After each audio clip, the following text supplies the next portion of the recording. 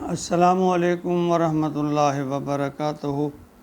میرے مسلمان بھائیوں، بہنوں، بیٹوں اور بیٹیوں، میں غلام مصطفیٰ ہوں۔ آپ دیکھ رہے ہیں میرے چینل پیام اسلام۔ اللہ اور اللہ کے رسول کا پیغام آپ تک پہنچانے کی کوشش کرتا ہوں۔ اللہ رب العالمین سے دستبستہ ملتمس ہوں، اللہ مجھے اس سارے عمل میں اخلاص نصیب فرمائے، اچھی اور احسن بات کی توفیق عطا فرمائے، اور اللہ تعالیٰ ہمیں ہم سب کو اس پر عمل کی توفیق عطا فرمائے۔ میری آپ سب بہن بھائیوں سے گزارش ہے کہ اگر آپ کو میرا یہ میرا پروگرام، میرا یہ سبق آپ کو اچھا لگے تو اس کو آگے فارورڈ کر دیا کیجئے۔ یعنی لوگ فحش ویڈیو، یہ بے تکے پیغامات ایک دوسرے تک پہنچاتے ہیں۔ یہ تو اللہ اور اللہ کے رسول کا پیغام ہے، فی سبیل اللہ اس کو دوسرے لوگوں تک پہنچا دیا کیجئے۔ اللہ تعالی ہم سب کو اس کا اجر و ثواب نصیب فرمائے، اور ہمارے نامہ اعمال میں اللہ تعالی یہ اس کے نیکیاں اپنی رحمت سے بڑھا چڑھا کر لکھ دے، تاکہ قیامت والے دن ہمارے لیے کچھ نہ کچھ توشہ آخرت بن جائے، کوئی حجت بن جائے۔ اللہ رب العالمین ہماری یہ کوشش اور کاوش قبول فرما لے، اور اگر آپ مناسب سمجھے تو اس یوٹیوب پہ ہیں تو اس کو سبسکرائب کر لیں، اگر آپ فیس بک پہ ہیں تو فالو کر لیں، تو اس طرح آنے والے سبق بھی آپ تک پہنچتے رہیں گے، احادیث کے مبارکہ اور سبق اسی سے آپ تک پہنچتا رہے گا۔ تو آج کا ہمارا سبق سورہ یونس آیت نمبر 93 پر مشتمل ہے۔ اعوذ باللہ من الشیطان الرجیم، بسم اللہ الرحمن الرحیم۔ وَلَقَدْ بَوَّأْنَا بَنِي إِسْرَائِيلَ مُبَوَّأَ صِدْقٍ وَرَزَقْنَاهُم مِّنَ الطَّيِّبَاتِ فَمَا اخْتَلَفُوا حَتَّىٰ جَاءَهُمُ الْعِلْمُ إِنَّ رَبَّكَ يَقْضِي بَيْنَهُمْ يَوْمَ الْقِيَامَةِ فِيمَا كَانُوا فِيهِ يَخْتَلِفُونَ۔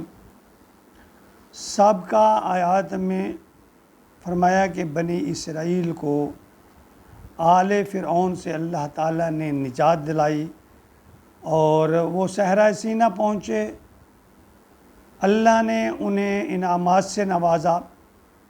اس آیت میں انعامات کا ذکر تو نہیں ہے، بلکہ مجموعی طور پر یہ بات فرمائی جا رہی ہے، یہ بات اس کی طرف اشارہ ہے کہ اللہ نے اس قوم کو آل فرعون جیسی ظالم قوم سے نجات دی۔ یہ ایک بہت بڑا یہ بھی انعام تھا۔ تو بحر کلزم میں سے بحفاظت گزارا، یہ بھی ایک انعام تھا، اور پھر طرح طرح کے انعامات قرآن پاک میں مختلف مقامات پر ان کا ذکر ہے۔ مگر بنی اسرائیل کی نافرمانیوں کا بھی اس کے ساتھ ساتھ ذکر ہے، وہ کہیں پھر اگلے سبق میں ہم اس کا ذکر کریں گے۔ تو یہاں فرمایا وَلَقَدْ بَوَّأْنَا بَنِي إِسْرَائِيلَ، ہم نے بنی اسرائیل کو بہت ہی عمدہ جگہ فراہم کی، صِدْقٍ وَرَزَقْنَاهُم مِّنَ الطَّيِّبَاتِ، اور ہم نے انہیں پاکیزہ روزی دی۔ یعنی ان فرعون جب یہ فرعون سے نجات کے بعد بنی اسرائیل بحر کلزم سے کو عبور کر کے صحرا سینا کی طرف گئے، تو اللہ نے انہیں شام اور مصر میں بیت المقدس کے آس پاس جگہ دی، اور پھر اللہ نے ان پر طرح طرح کے انعامات کیے۔ صحرا تھا، اللہ نے جب کھانا مانگتے من و سلوہ اتار دیتا، دھوپ ہوتی تو اللہ صائبہ بادل کا سایہ اللہ تعالیٰ کر دیتے، جب صحرا میں پانی کی طلب ہوتی اللہ تعالیٰ پتھر سے پانی کے چشمے جاری کر دیتا۔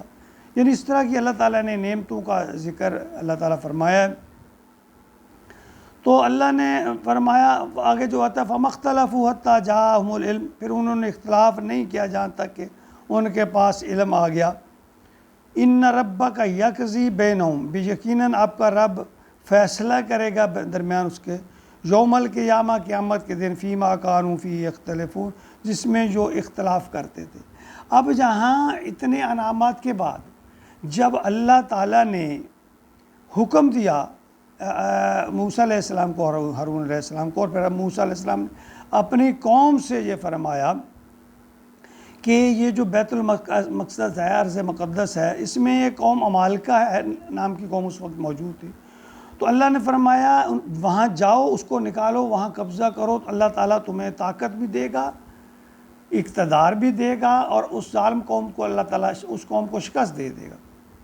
اب یہ بزدل قوم، مفت کا کھانے والے، اللہ کی نعمتیں کھانے والے کہنے لگے جی ہمیں تو بڑا ڈر لگتا ہے، یہ قوم بڑی ظالم ہے، بڑے طاقتور ہیں۔ موسیٰ علیہ السلام نے بار بار کہا کہ اللہ فرماتے ہیں تم وہاں تک پہنچو، دروازے تک تو پہنچے ہو، اللہ تمہیں فتح سے ہم کنار کر دے گا۔ نہیں کہنے لگے موسیٰ تو جا، تیرا رب جائے، تم جا کے لوڑو، ہم نہیں جاتے، ہمیں بڑا ڈر لگتا ہے۔ یعنی ایسے بدبخت قوم تھے۔ پھر اللہ تعالیٰ نے اس کے سبب اس قوم کو نا اس صحرا میں 40 سال تک سرگردن گھومتے رہے، مٹی گرد، 40 سال تک اسی صحرا میں یہ سرگردن رہے۔ اسی دوران حضرت ہارون علیہ السلام اللہ کو پیارے ہو گئے، حضرت موسیٰ علیہ السلام اللہ کو پیارے ہو گئے۔